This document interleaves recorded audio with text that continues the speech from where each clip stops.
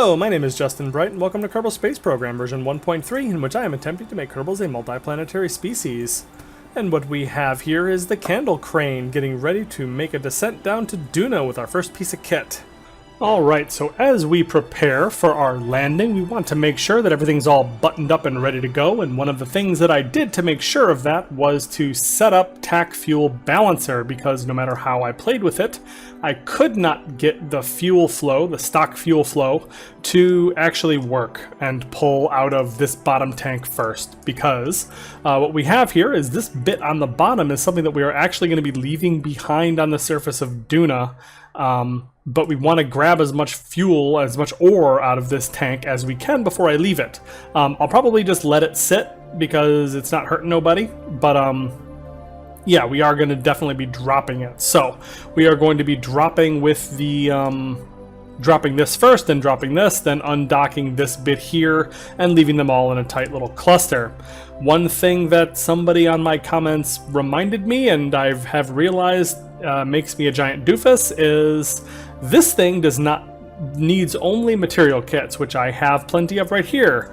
Many of the other things need material kits and machinery, and I don't have any machinery, so we're gonna have to, I really don't know what we're gonna do, but we're gonna have to figure something out to make that work. So not sure what we're gonna do there. We may have to send like some kind of emergency candle crane mission where it flies back at massive velocity to try to land back at Kerbin and bring back a giant amount of machinery. I have no idea, so we'll figure something out. But for now, let's just get this thing down. Alright, so we are coming around to the point where we will be arriving over Duna, so we want to not go in that direction. We want to go... Oops, that's too far as well. We want to make sure that we are hitting the atmosphere roughly just above our target. So something like that should be fine, and then we will guide our descent in with the engines. And that should keep us from having to worry too much about aerodynamic stresses and heat and so forth. But just in case, we are closing up our Commutitron 88. Alright, so we are using TAC Fuel Balancer to move the ore around, but we are also using the stock system to move this monopropellant, because this thing is a nice full tank, and this one is a half full tank, and then there's one more of these underneath that we will be pulling the fuel from first, because I have this set for a higher fuel priority. And that's how that is supposed to work, where this is a higher number than this, and that means that this will be pulled from first, and the ore is set up that way as well, because you see 0, 0, and then this is 20, because why not? However, I feel like because these are not actual fuel tanks, and like they're not technically fuel, like ore is not normally fuel directly, maybe that's why it's not working properly? I have no idea. Alright, we are just about there. 5, 4, 3, 2, burn! Alright, and we have lowered our orbit so that we will be re-entering, or entering for the first time, huzzah! Alright, so let's warp around to where we get to it. Alright, we are just about to hit the atmosphere, so let's go ahead and pull ourselves back around to orbital retrograde. Or surface retrograde, even.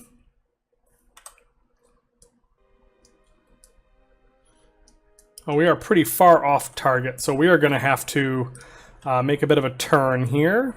So let's point ourselves in this direction, and away we go.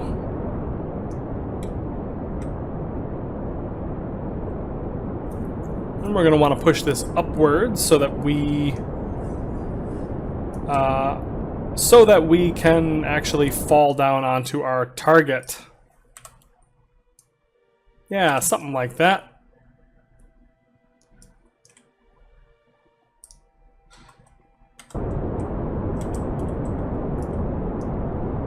Ooh, we are experiencing some atmospheric interference here.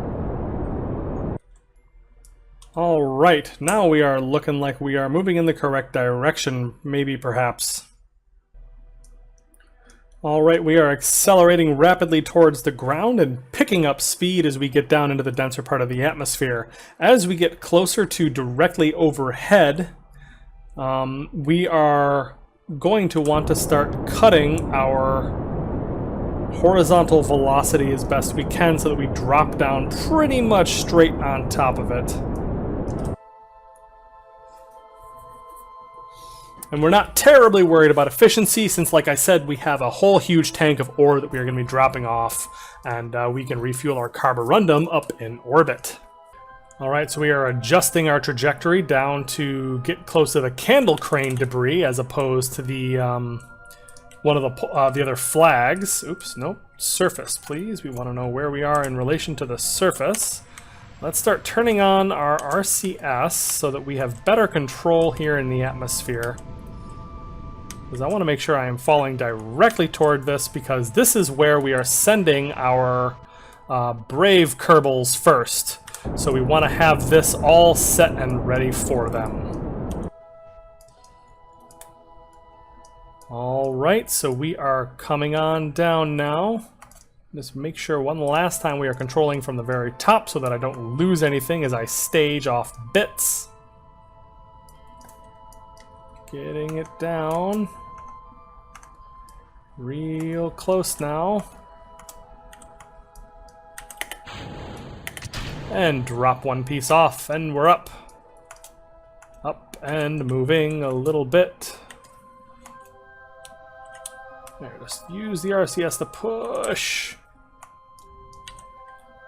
And drop. Okay, one more down. Ooh, take it easy now. Take it easy. Undock. Time to go! No! What blew up? Oh, I can't switch in the atmosphere. What blew up? Oh no. We gotta get out of here first.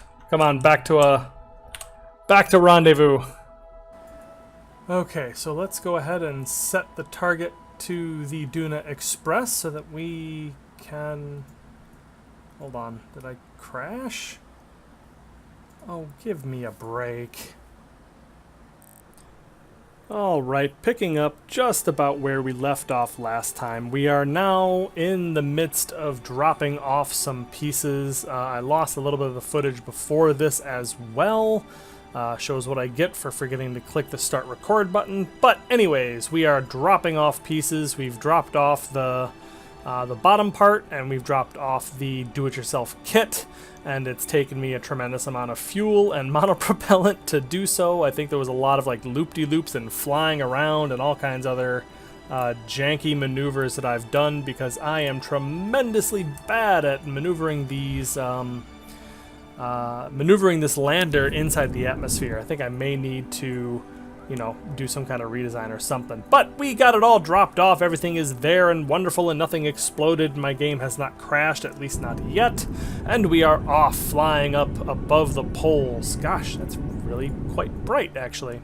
Oh, that's engine lighting doing that. Yes, engine lighting kind of has a habit of oversaturating. But yeah, so that's a drop. It's a full drop of everything, getting them all taken care of down on the surface there, getting all of our equipment all set and ready to go. We just need to do this another 7 times. So let's start burning our way up to the Duna Express tug.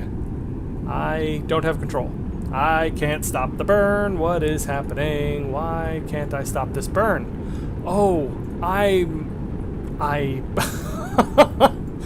I'm hitting plasma blackout on the way upwards. That's what's happening. Goodness gracious. Okay, looks like we're out of the atmosphere enough for me to regain control, but I am now going just a teensy bit too fast.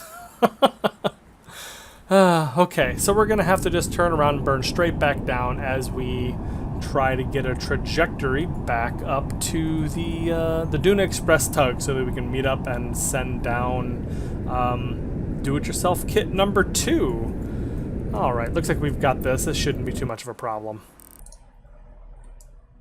And we are going to save the game, just in case. And set target, because I crashed here last time that happened.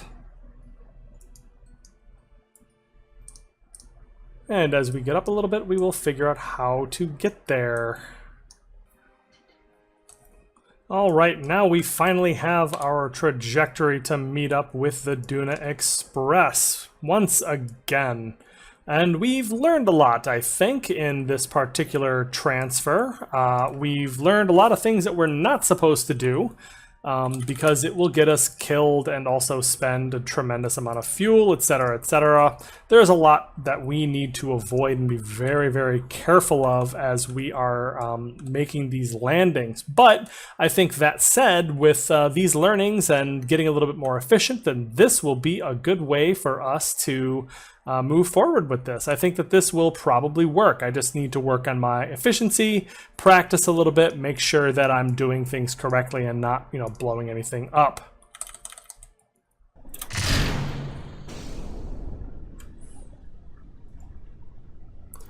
All right, launching now into this beautiful sunrise, we have a tug that I have built with a big KFD 300 torch drive, which we are using, as you may have guessed, because we have stuff that needs to get pushed out to Duna. A lovely video commenter has mentioned that I forgot machinery for literally everything. So yeah, that's pretty cool. So we're going to send out this lander full of machinery and see what we can do as far as resupplying everything when things get built. So we wanted to send stuff up from Kerbal immediately and just out there as fast as we possibly could on the fastest possible trajectory, just because it's going to take too long if we try to do it any other way. If we try to send out the start the reactor. If we try to send things out to like a tug back from Duna and then pick something up and then back out here, that's just going to take too long. We don't want that. So we are flipping this over now that we are mostly out of the atmosphere. Prepare for ridiculous,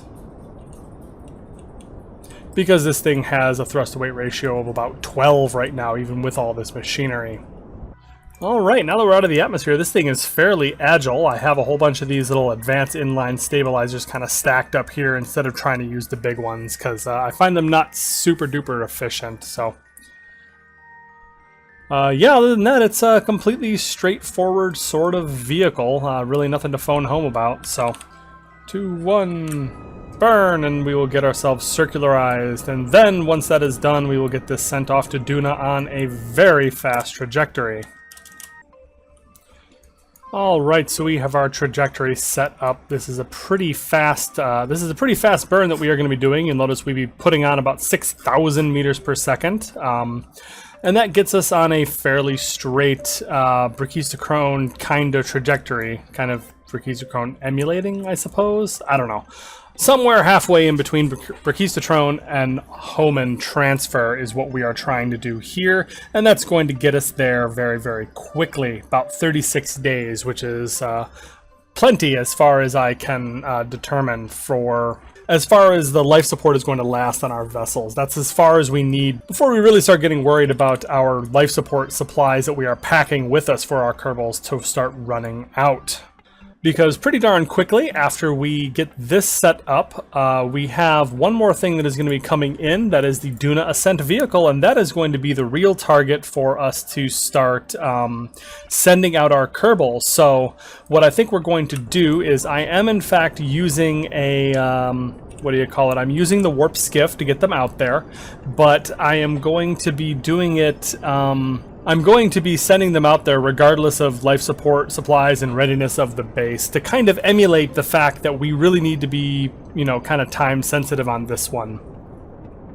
And I just didn't want to use my massive Frontier cruiser that I have built on just 6 Kerbals. I want to debut that a little bit later on, just because it's going to be easier to pack 50 Kerbals, on the surface rather than trying to shuttle them up. But in any case, we are just about finished with this burn here. And I will 100% have to fix it up because I think I missed a lot. Alright, now we have our orbit pretty darn close to the orbit of the DIY tugs and all of that. So we will be able to meet up just fine when we get there, and we'll set up that rendezvous and all of that good stuff.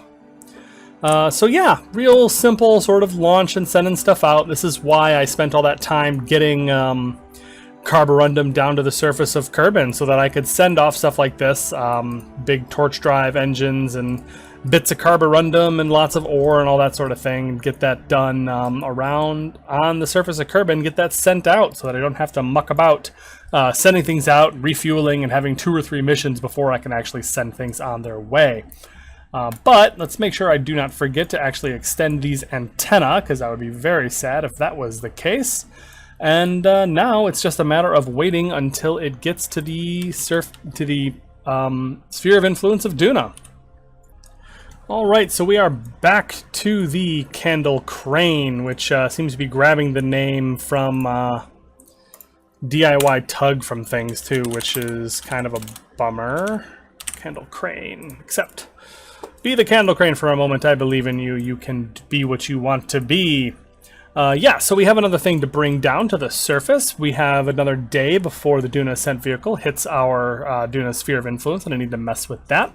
So I want to show off the fact that I got throttle-controlled avionics installed. Ooh, it's very exciting. So we're going to save our game really quick, and then I'm going to just kind of show off using this a little bit, because it is just so fantastic and exactly what I need, but it's nighttime at the site, but maybe that'll be okay. No, this is a terrible idea.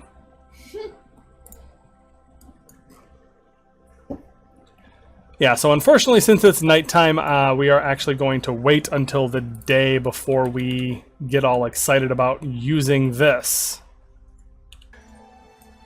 Okay, so scrapping that idea of landing something really quick before the Duna Ascent vehicle gets into town, we're gonna have to deal with that first, because it was nighttime on the landing site. So we are going to time warp until we are inside Duna Sphere of Influence. Huzzah! Now we have all 3 of our first major items here in the Sphere of Influence and starting to land stuff and so on. So this, let's actually take a look and try to remember what it is exactly we are doing with this, because it does not actually need to get into any particular orbit. It does not need to rendezvous with anything just yet. This is something that's going to be rendezvousing with the warp skiff when it arrives with our first Kerbals, because this has room for 6 Kerbals up in here in the Lithobrake command pod and the lander can, but we do not yet have them here, so we're just going to put this into another polar orbit and leave this kind of tug vehicle down here attached for now, because, you know, we want to be able to adjust our orbit pretty easily and not spend any of the fuel on this thing. So yeah, let's get us into a decent orbit, and let's we can actually do pretty close, because we're expecting to radial in, because we're expecting to be landing from this with a crew capsule, so we're going to want to be as careful as possible. Alright, so we're just lowering our periapsis down to, let's say, about 100 kilometers. I think we'll be just fine. And boop. Good enough. Okay, cool. So now we're coming in there, and let's see at our periapsis. Let's go ahead and circularize. That's going to be 4,659 meters per second. That's a pretty hefty darn burn. But we have a fusion drive, so we can make this happen. Should not be too much of a problem, except for the fact that it's a 5-minute burn, which will be, well, it'll be more fun for you guys than it will be for me, because I'll actually have to sit through it. 3, 2, 1... burn for 5 minutes. Okay, so we are starting this burn, and that is going to get this lovely fusion craft into orbit. I love the fusion engines. I think they're really cool. They look way cooler. They I enjoy their behavior. I like the fact that they just use carborundum and not freaking ore. That is such a pain to dig up and lug around, but it's, you know, it's the same kind of fusion drive, not fusion drive, but it's the same kind of nuclear engine, nuclear thermal, whatever type of issue, ion drive issue, where you have really efficient, long, slow burns that I find to be kind of tedious, because at 10,000 seconds specific impulse, we have 1,250 kilonewtons of thrust, as opposed to the 300 or the 3.75 meter torch drive, which also has a 10,000 second specific impulse, and I think 100 times or 200 times this amount of thrust. So yeah, go ahead and take a wild guess what your average Kerbal Space Program player is going to find more entertaining. In any case, I'll see you guys in 4 minutes. Alright, another 10 seconds of this burn, and my, thermal control systems are heating up, but we are handling everything just fine as we get into orbit around Duna. Da-da-da, huzzah! 94 by 110, that seems fine. I'm not terribly worried about that. And we will leave this drive section attached for now. No need to spin yourself around, don't worry about it. And now we're just waiting for this vessel to meet up with the crew, which will be coming up shortly. But first, let's get back to what I was doing a moment ago and try to land some more hardware. Alright, where were we? I would like to try to land a thing, and now we have the lovely TCA to try to give ourselves a little bit of a hand on doing this, because I am clearly not capable of doing it on my own. Or I suppose I am capable of doing it on my own. I'm just not very good at it, I suppose. Let's see, is there an easy way? Well, let's just go back to target selection. Flags. What is this? This is the Red Sands Refinery. Where are you going? Red Sands Refinery? You are going to the poles, so let's target the poles flag. And delete target. What's an easy way to get that target, I wonder? Unavailable in orbit. My engines have turned off again. Oh, cool. We can just use this and land near the target. So let's go ahead and do that. Searching the best trajectory.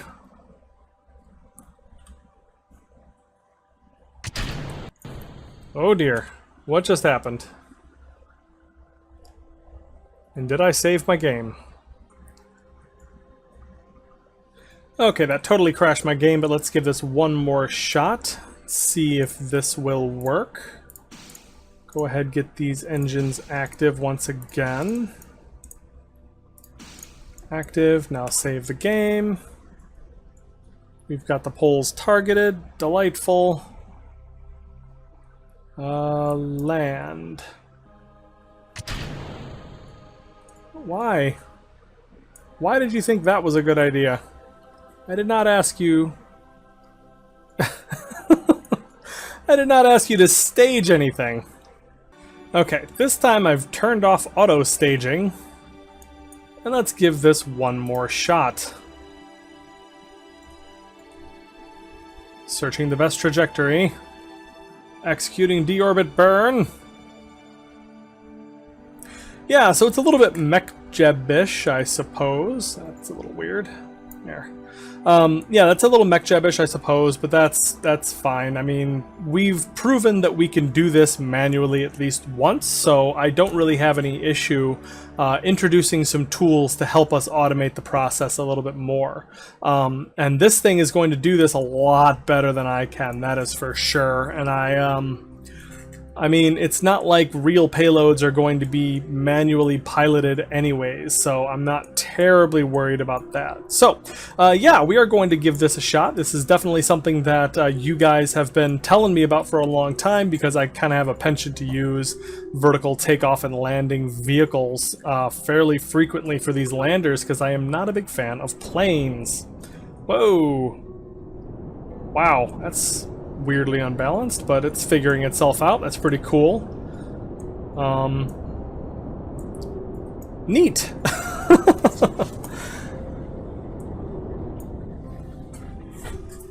Alright, so now what are you doing? Finishing your deorbit burn, and now you are coasting and breaking the... I don't know why the time warp is having so much of a trouble, but...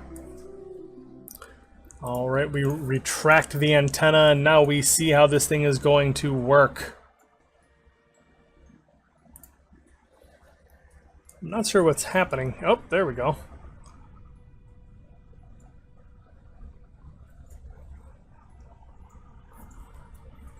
Alright, just as I was about to manually try to fix this, it started actually working again. We are coasting with a landing site error and weird errors happening here. Not sure what's happening. We are flying in bizarre directions, and the vessel is uncontrollable. This is all looking great so far.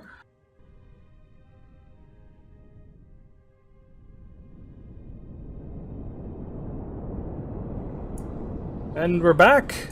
I don't know what's going on with the vessel control here. It seems like it cut out properly for a minute there, but then it came back for some reason. Not sure why. Like, it came back a little bit early, like I got control before I probably should have. I have no idea what's happening right now. We are dramatically missing our land. Oh, here we go. I think these are the things that I am trying to actually do. So let's just go to current target. I was using the wrong controls. I was using the orbital autopilots, and that explains why I am a doofus. Or why I was not getting the right controls. Either way.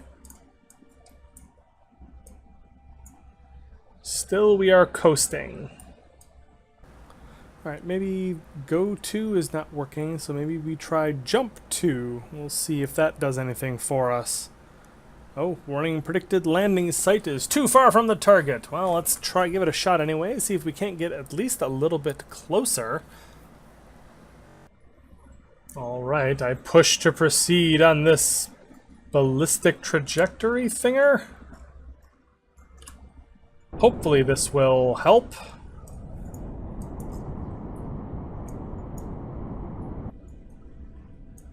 Oh, we're preparing for deceleration now.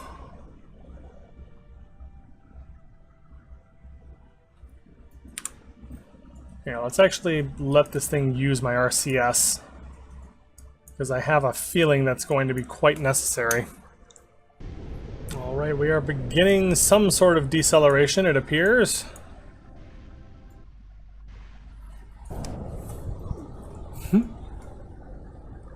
And we are upside down. I hope this is intentional. Crash is imminent!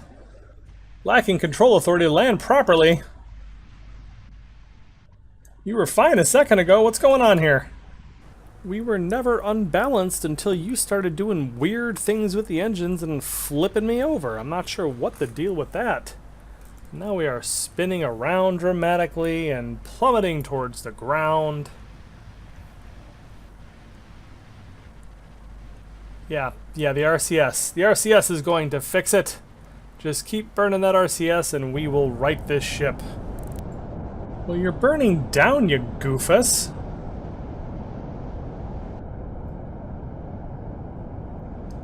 Yeah, I'm really not sure what you expected out of that. Okay, clearly I need to take more control in this. Alternatively, I should spend perhaps some more time trying to figure out exactly how throttle-controlled avionics works and the way that you can use it to do kind of the thing that I'm trying to do.